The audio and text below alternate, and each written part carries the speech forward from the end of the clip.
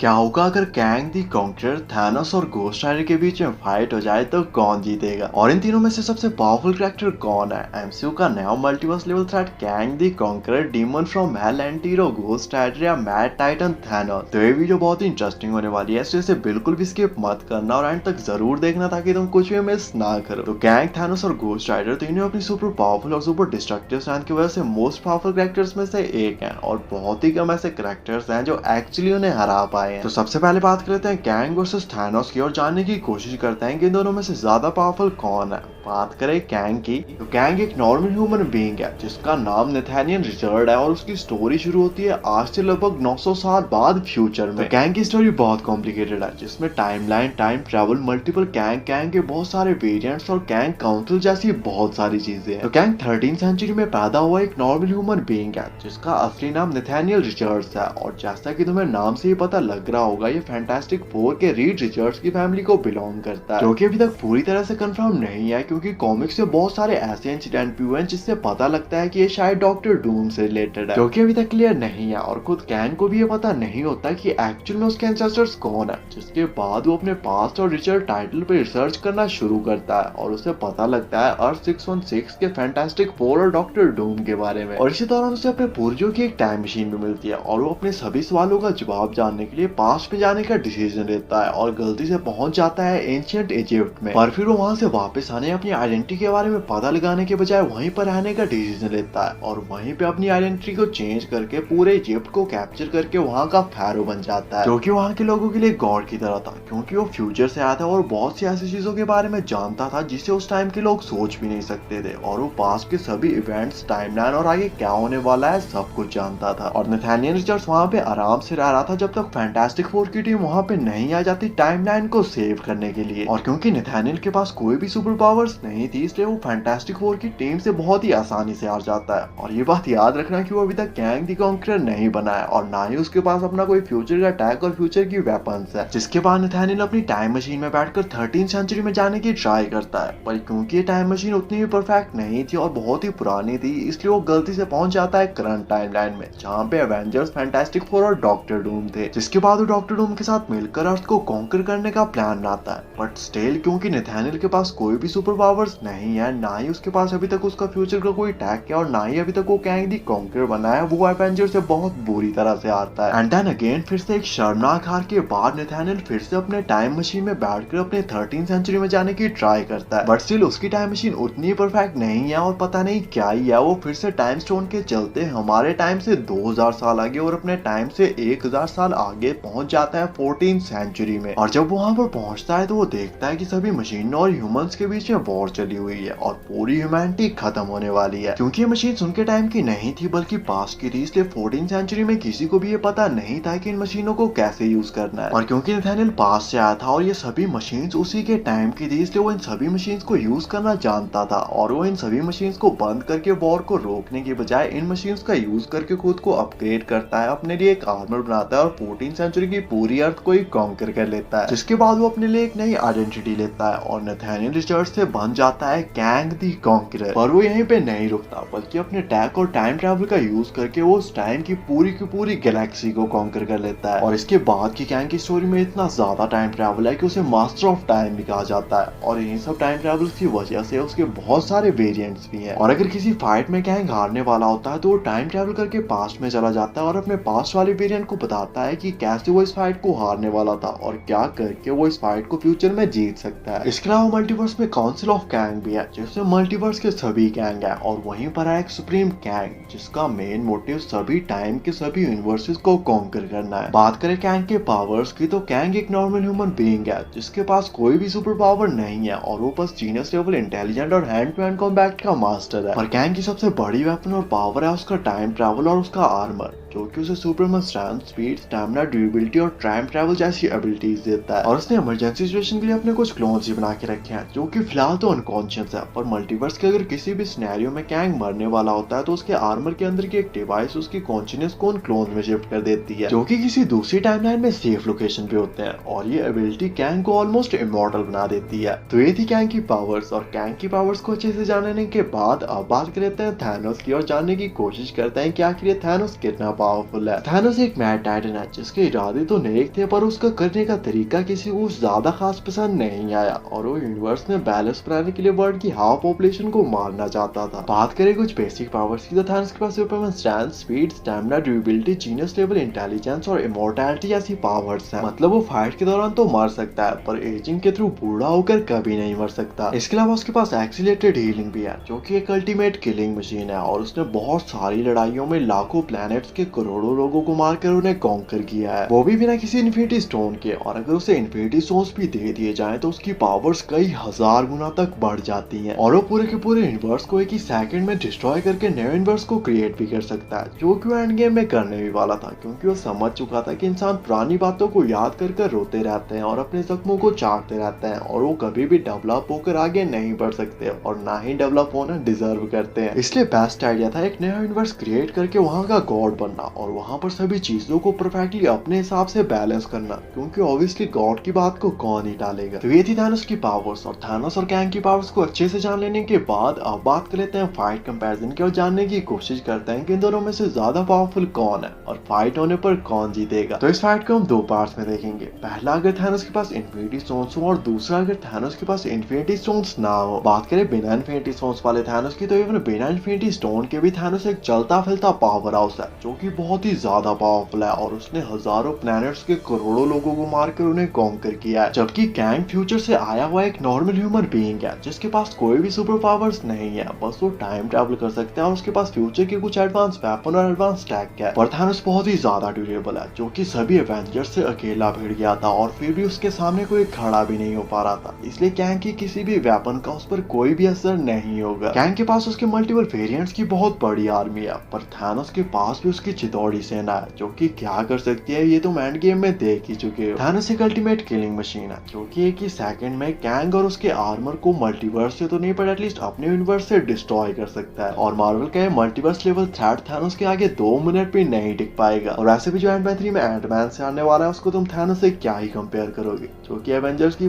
पूरी टीम से अकेला भिड़ गया था। और अगर थानोस को सभी इन्फिनिटी स्टोन्स भी दे दिए जाए तो वो सिर्फ एक चुटकी बजाकर कैंग और उसके सभी वेरिएंट्स को एक ही सेकंड में एग्जिस्टेंस से इरेज कर सकता है। इन दी एंड कैंग ना ही थानोस को मार सकता है ना ही उसे हरा सकता है, जबकि थानोस कैंग को मार भी सकता है और उसे हरा भी सकता है। इसलिए थानोस इस फाइट का एक अल्टीमेट विनर होगा और फाइट में चाहे जो भी हो इन दी एंड जीतेगा थानोस ही। हाँ, एक पॉसिबिलिटी ये हो सकती है कि कैंग टाइम में पीछे जाकर बेबी थानोस को ही मार दे, पर इस सिनेरियो में थानोस और कैंग की कभी फाइट ही नहीं होगी। इसलिए अगर कैंग ऐसा नहीं करता और मल्टीवर्स या फ्यूचर में कभी इन दोनों के बीच में फाइट होती है तो थानोस इस फाइट का एक अल्टीमेट विनर होगा। और बात कर लेते हैं कैंग वर्सेस घोस्ट राइडर की और जानने की कोशिश करते हैं कि इन दोनों में से ज्यादा पावरफुल कौन है। बात करें घोस्ट राइडर की तो घोस्ट राइडर एक एंटी हीरो है जिसका सर और पूरी बॉडी हेल फायर से जलती रहती है। घोस्ट राइडर को उसकी पावर्स मिलती हैं ह्यूमन बॉडी और ज़राथोस के कॉम्बिनेशन से, जो कि एक डिमोनिक सोल है जिसे लूसीफर ने हेल से निकाल दिया था क्योंकि वो वहां पे सभी बुरी सोल्स को अब्सॉर्ब कर अपनी पावर्स को बढ़ा रहा था, जिससे लूसीफर अपना काम ठीक से नहीं कर पा रहा था। घोस्ट राइडर कितना ज्यादा पावरफुल है इसका आइडिया आप इस बात से लगा सकते हो कि खुद हेल का राजा लूसीफर उस पर अपनी मैजिकल पावर से नजर रखता है, क्योंकि लूसीफर का मानना है कि घोस्ट राइडर ने अगर गलती से अपने ऊपर से कंट्रोल खो दिया तो वो एक अल्टीमेट किलिंग मशीन बन जाएगा और कुछ ही घंटों में पूरी ह्यूमैनिटी को अर्थ पर से खत्म कर देगा। और लूसीफर बिल्कुल भी नहीं चाहता कि ऐसा हो, क्योंकि ऐसा होने पर हेल और हेवन का कॉम्बिनेशन पूरी तरह से बिगड़ जाएगा और चीजों को कंट्रोल करना बहुत ही ज्यादा मुश्किल हो जाएगा। बात करें कुछ बेसिक पावर्स की तो घोस्ट राइडर के पास superman strength, speed, stamina, durability, instant healing और इमॉर्टैलिटी जैसी पावर्स हैं। इसके अलावा घोस्ट राइडर सिर्फ किसी की आंखों में देखकर उसकी सोल को अब्सॉर्ब हेल में ट्रैप या डिस्ट्रॉय कर सकता है, या किसी को सिर्फ देखकर उसकी पूरी बॉडी को हेल फायर से जला सकता है। इसके अलावा घोस्ट राइडर के पास चेन, नाइफ और शॉटगन जैसी वेपन्स भी हैं जिनका सिर्फ टच होती है वो सामने वाले की सोल को अब्सॉर्ब कर सकता है और उसकी बॉडी को हेल फायर से डिस्ट्रॉय भी कर सकता है। घोस्ट राइडर अपनी ओरिजिनल फॉर्म में इमॉर्टल है और अपना इवन पूरा सिर्फ हट जाने के बाद भी उसे दोबारा से रीग्रो कर सकता है, पर अगर समाव कोई उसके होस्ट को उसकी नॉर्मल फॉर्म में मार भी देता है फिर भी घोस्ट राइडर नहीं बनेगा, बल्कि उसकी फैमिली या फ्रेंड्स में से कोई और घोस्ट राइडर बन जाएगा मेफिस्टो के कर्स की वजह से। तो ये थी घोस्ट राइडर की पावर्स और घोस्ट राइडर और कैंग की पावर्स को अच्छे से जान लेने के बाद अब बात करते हैं फाइट कंपैरिजन की और जानने की कोशिश करते हैं कि इन दोनों में से ज्यादा पावरफुल कौन है और फाइट होने पर कौन जीतेगा। तो कैंग बहुत ही ज्यादा पावरफुल है जो कि एमसीयू का नया सुपर विलन और मल्टीवर्स लेवल थ्रेट है, पर दूसरी तरफ घोस्ट राइडर है जिसका सर और पूरी बॉडी हेल फायर से जलती रहती है। कैंग फाइट में मोस्टली डिपेंड करता है अपने अटैक और फ्यूचर के एडवांस वेपन पर घोस्ट राइडर पर उसका कोई भी असर नहीं होगा होगा, क्योंकि घोस्ट राइडर अपनी ओरिजिनल फॉर्म में इमॉर्टल है और वैसे भी जिसका सर और पूरी बॉडी हेलफायर से जल ही रही है, तुम उसका क्या ही कर लोगे। कैंग टाइम ट्रैवल करके पास में जाकर घोस्ट राइडर को बचपन में मारने की कोशिश कर सकता है, पर घोस्ट राइडर का पावर सोर्स ज़ेराथोस है जो कि एक डिमोनिक सोल है और वो मरकर हेल से ही आई है, इसलिए वो उसे दोबारा से नहीं मार सकता। और अगर कैंग घोस्ट राइडर के होस्ट डॉनी ब्लेज को मारने की कोशिश करता है तो वो उसे इजीली मार सकता है, पर इससे घोस्ट राइडर नहीं मरेगा, बल्कि डॉनी ब्लेज की फैमिली और फ्रेंड्स में से कोई और घोस्ट राइडर बन जाएगा मेफिस्टो के कर्ज की वजह से। कैंग के पास एडवांस वेपन और टैग है, पर उसका टैग उसे हेल और हेवन के बारे में नहीं बताता और ना ही कोई इन्फॉर्मेशन देता है। और इवन अगर कैंग दी कॉन्करर अटैक करके घोस्ट राइडर के सर या पूरी की पूरी बॉडी को भी डिस्ट्रॉय कर देता है, फिर भी घोस्ट राइडर नहीं मरेगा, बल्कि वो दोबारा से रीजनरेट हो जाएगा और ऐसे फाइट करता रहेगा जैसे कुछ हुआ ही नहीं। दूसरी तरफ घोस्ट राइडर के पास हेलफायर है और वो अपनी हेलफायर का यूज करके थॉर के म्योनिर तक को मेल्ट कर चुका है, इसलिए कैंग की कोई भी वेपन घोस्ट राइडर तक पहुंचने से पहले ही मेल्ट हो जाएगी। और घोस्ट राइडर अपनी इस हेलफायर का यूज करके कैंग की वेपन्स, कैंग के आर्मर और खुद कैंग तक को एग्जिस्टेंस से इरेज कर सकता है। इसके अलावा घोस्ट राइडर के पास चेन, नाइफ और शॉटगन जैसी वेपन्स भी हैं, जिनके सिर्फ टच होते हुए वो कैंग की सोल और बॉडी को डिस्ट्रॉय, हेल में ट्रैप या अब्सॉर्ब भी कर सकता है। और अगर फाइट के बीच में कैंग गलती से भी घोस्ट राइडर की आंखों में देख लेता है तो घोस्ट राइडर बगैर अपनी जगह से हिले पैनिक स्टेयर्स के थ्रू एक ही सेकंड में कैंग की सोल को अब्सॉर्ब या डिस्ट्रॉय कर सकता है। हालांकि कैंग इससे नहीं मरेगा और कैंग का आर्मर उसकी कॉन्शियसनेस को उसके दूसरे क्लोन में शिफ्ट कर देगा, पर फिर भी ये multiverse level threat Ghost Rider के सामने 10 मिनट भी नहीं टिक पाएगा और ये फाइट शुरू होने से पहले ही खत्म हो जाएगी। और वैसे भी जो एंटमैन 3 में एंटमैन से आने वाला है उसको तुम घोस्ट राइडर से क्या ही कंपेयर करोगे। और इवन कॉमिक्स में भी कई बार घोस्ट राइडर और कैंग के बीच में फाइट हो चुकी है, जिसमें हर बार घोस्ट राइडर ने इस फाइट को फाइट तक कंसीडर नहीं किया है और कैंग घोस्ट राइडर से बहुत बुरे तरीके से हारा। इन दी एंड कैंग ना ही घोस्ट राइडर को हरा सकता है ना ही उसे मार सकता है, जबकि घोस्ट राइडर कैंग को मार भी सकता है और हरा भी सकता है। इसलिए घोस्ट राइडर इस फाइट का एक अल्टीमेट विनर होगा और फाइट में चाहे जो भी हो, इन दी एंड जीतेगा घोस्ट राइडर ही। बाकी आपके हिसाब से इस फाइट का क्या पॉसिबिलिटीज हो सकती है और नेक्स्ट वीडियो किस टॉपिक पे बनानी चाहिए, कमेंट करके जरूर बताना। ऐसी अमेजिंग वीडियोस के लिए चैनल को सब्सक्राइब कर देना एंड थैंक्स फॉर वॉचिंग।